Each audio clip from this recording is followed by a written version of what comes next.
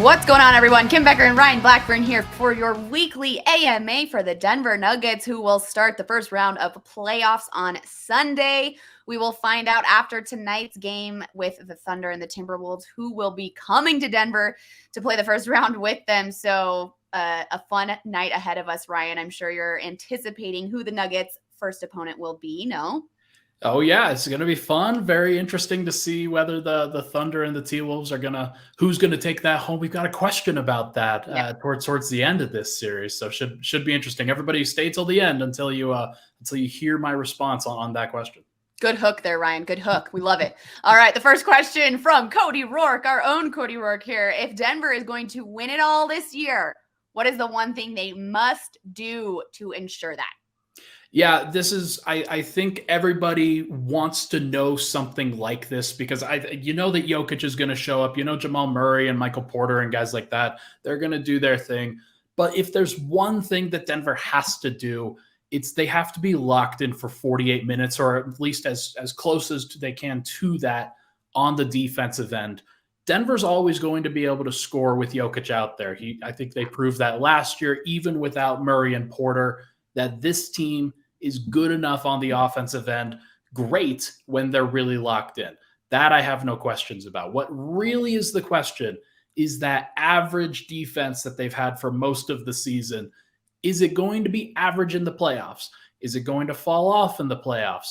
Can Denver defend at a high enough level in a playoff series in order to survive and advance in each of these particular matchups? It's a great question, especially when it comes to the later rounds. But for Denver to be the best version of themselves that they can be, they have to be locked in on the defensive end. I think they will be. We'll see if that's enough, though, for them to ensure that they can do it. Okay, so you think they will be. So you think they can. You think that this is a capability that they can ensure. Yeah, there's no doubt that they can do it. I was interested to see what their level of focus and intensity would be in practice over the course of this week. Yeah. Everybody seems very locked in and understanding that this is a moment that they have to take advantage of. And when you have that level of urgency, that level of focus, that's generally a good sign for what's to come. So this team has struggled with that in previous months, as notably March and April.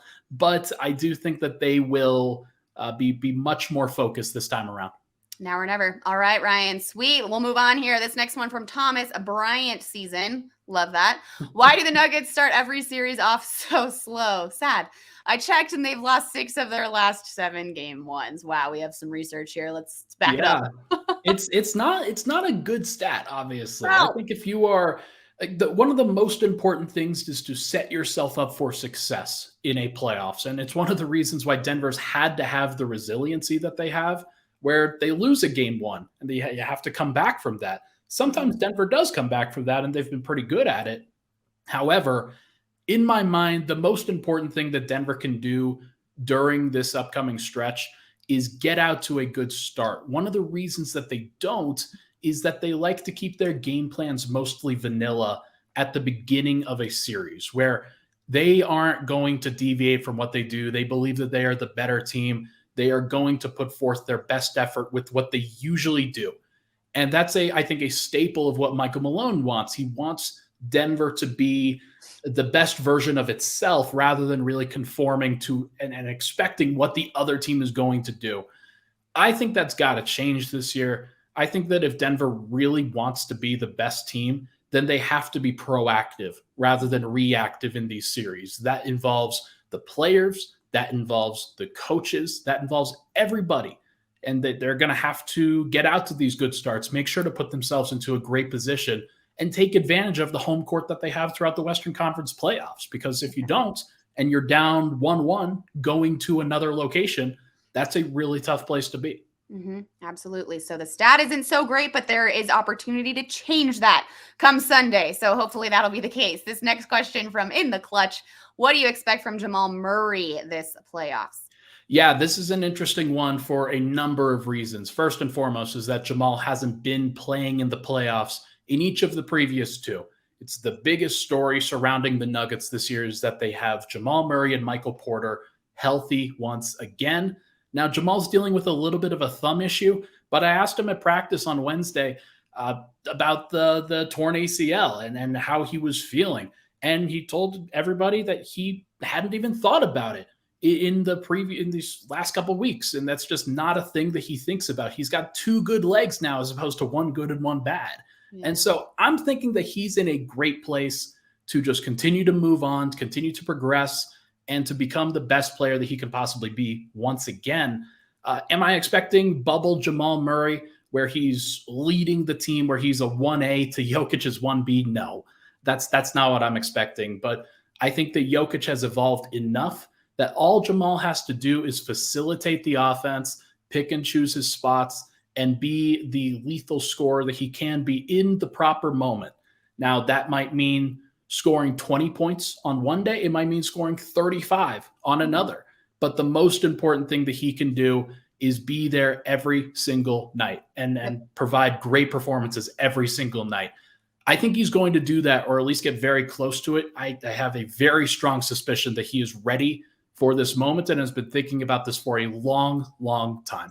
I would imagine he's definitely locked in and also looking for that consistency. And it's great to hear that from you, Ryan, because you've been so up close and personal with this team all season. So if you feel that way about Jamal Murray, there must be some good stuff to that take right there. So we love it. All right, this next one from BK19. Which Nuggets role player do you think is the most likely to have an unexpected performance this postseason, i.e. Austin Rivers versus the Trailblazers? Yeah, that one, that performance that BK19 is talking about, I'm pretty sure it was game 3 or game 4, one of the two. I think it was game 3, where Denver goes on the road to Portland after going down 1-1 in the series. They lost, I think, that game 1 and had to recover. And they went up 2-1 in that series and stole a game back from Portland on their own home court because Austin Rivers made like 5 threes, had 20-something points. And it was a month after he had been signed to be on the Nuggets roster. So I don't like it's an unexpected performance from a role player for sure. Mm-hmm. I think that the guy that I would probably take for that is Jeff Green this year. Okay. Jeff's going to play. Jeff's going to be a guy that the Nuggets trust. He's going to be a player that Michael Malone is going to throw him into a variety of situations, maybe not play a whole bunch of minutes all the time, but he'll likely play about 15 to 20. And in that time, Denver can either get 0 points and 0 rebounds from Jeff Green, or they could get 15 points off the bench, 5 rebounds, 2 poster dunks, important defensive moments. There's a lot that Jeff Green can do to add to what this Nuggets team already does. And I think that seems like a great candidate to have more of an unexpected performance that people aren't necessarily counting upon, but could really flip the tenor of a game. Okay, cool. Love to hear it. You love to hear it. All right. We got a couple more to wrap up this AMA before the first round of the playoffs begin. This next question from Chad Shell. How big of a deal is the few days of scouting/game planning lost for a number 1 seed in this age of play-in tournament? So if you can kind of elaborate on this question, what exactly this guy means, and then answer it for us, please, Ryan. Yeah, so Chad's talking about how basically in the play-in tournament, there are one of the big problems with getting the 1 seed is that Nuggets fans know this. They don't know who they're facing. The Nuggets don't know who they're facing until tonight when this AMA goes live, and then a couple hours after that, we'll probably know. But in general, if you don't know who you're playing until a Friday night and then have to face them in game 1 on Sunday, which is what Denver's going to have to do, it's just a very small amount of time to actually know what's going on. Most of these teams knew Sunday who they were going to face. And for the other play-in teams, for the 2 seeds in each conference, they knew on Tuesday who they were going to face. So Denver and Milwaukee on the other side, having to wait until Friday, it's a very short turnaround. So one of the important things that I wanted to look at was how were previous 1 seeds affected by this in previous years. This started in 2020 in the bubble and then has gone on in 2021 and 2022. And none of the 1 seeds lost their series. That's the first and foremost thing. There have been a couple times where, okay, maybe a team stole an extra game here or there. Maybe instead of 4-0, it was 4-1. There was only one opportunity between a 1-8 matchup where it was a 4-1 to 4-2 kind of jump. And that was Phoenix last year going up against New Orleans, and Phoenix lost Devin Booker in that series. So they actually weren't whole. So my general impression is that it doesn't really affect it, at least if you're going by the history of what's actually happened.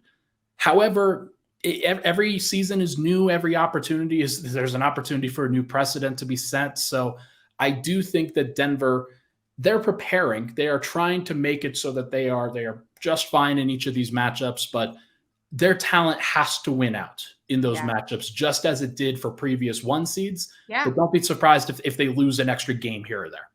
Well, and it should, right? Their talent should probably take care of them because they are the number one seed. So, of course, yes, when you're the number one seed, you don't get to know who you're playing. You don't get to game plan, but you're also the number one seed for a reason. Your talent should be able to handle whatever comes at them. So I agree with you there. Absolutely. Hopefully, it makes sense. Like you say, they might lose one or two games that maybe we wouldn't have seen them lose had they had those game planning. But again, like at the end of the day, if they're trying to win a championship, they have to be the better team, no matter who they're playing, what kind of preparation time they have. There's no doubt. And kind of going back to starting the series strong, this Nuggets team, they are going to have to attack. Whoever they face is going to have played on Friday night. They'll travel to altitude on Saturday, and then they will play on Sunday. So it's a very quick turnaround for that team, and they have to travel to altitude and not really be acclimated then in order to do so. So Denver has to be ready. They have to be physically prepared. And if they're not, then I'll be a little bit concerned. Well, and that makes a good point too there, Ryan, because either the T-Wolves or the Thunder, they're right now game planning for tonight's game. So they can't get ahead of themselves and start game planning for Denver. So they're really only getting that 24, 48 hours to prepare for Denver as well. So they're kind of getting the same amount of game plan really on both sides of the court. Yeah, it's going to be interesting to see how it all boils down, but I'm very curious to see which of these teams is actually going to emerge. Absolutely. Well, we'll find out here in just a couple of hours. This last question to wrap up our AMA from Fernando. Is there a team you prefer between the T-Wolves and the Thunder who you think will give better preparation for future playoff round matches? Yeah, I think that it's going to be fascinating. You want to have a team that is going to test you enough, but not test you so much that it actually tires you out. I think the Thunder are a great example of that. I think the Thunder, with the style that they play, the perimeter-oriented style that they have, that is going to be a much more representative sample than a team like the T-Wolves and their double big setup where you have Rudy Gobert and Karl Anthony Towns, and Anthony Edwards is really he's their main driver, but you have like Mike Conley is fine. He's good. He's very, very good, but he's not going to be Shai Gilgeous-Alexander, or he doesn't have the same kind of makeup that a Josh Giddey has, or like there are a lot of pieces on the Thunder that I think are very representative of what other teams are going to provide. They play a smaller setup. Denver's going to have to be physically prepared for that. They're going to have to make sure to iron out everything that they do because the Thunder are a very precise team. And so I would want to face the Thunder if I were the Nuggets. One, because Denver doesn't they don't really have a matchup for Jokic in OKC, but I do think that the style that they run, they're going to try to isolate. They are going to try to pick apart Denver's weaknesses as much as possible. The T-Wolves aren't as geared to do that.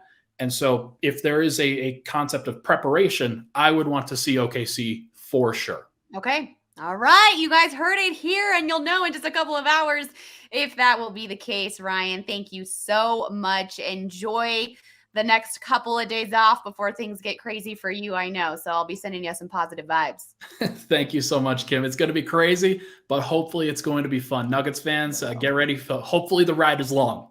No kidding. Yeah, hopefully we've got a few more weeks, not just this next week. All right, Ryan, thanks so much. Thank you, Kim.